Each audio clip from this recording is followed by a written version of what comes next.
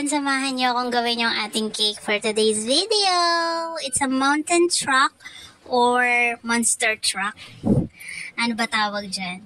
So, ito, ang ating flavor is a mocha chiffon. Hinati ko, nilagyan ko ng filling. Medyo mataas kasi siya.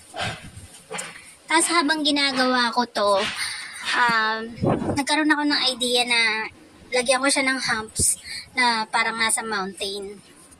Kaya yun ang ginawa ko. Tapos inusad ko pa yung cake dyan kasi paling. Sorry naman sa video, nawala sa ayos. Tapos nilinis ko lang siya. Yung sinasabi ko, ayan. Vanilla, caramel ang nilagay natin. Para medyo paakyat siya. Try ko pa siya kung magiging okay ba siya.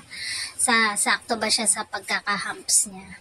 Tapos nilagyan ko lang siya dyan ng stick. Para... So, ayan na siya. Coating ko, green na lang siya. Like, parang aqua, ganun. Para grass effect. Tapos, naisip ko, nagkamali nga ako dito. Kasi tignan nyo, yung pinaka mountain niya, white ang kinolor ko. So, dapat pala, kinover ko siya ng dark color, like brown or black. Para maayos ko siya. Kasi nahirapan ako nang i-cover ko na siya ng Oreo. Lumilitaw yung white. So, ang ginawa ko, nagmelt ako ng chocolate tsaka binuhos.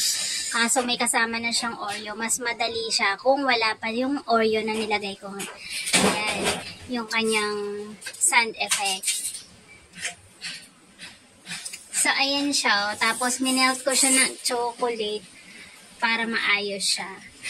Tapos, ayun na, nilagay na natin ang ating truck.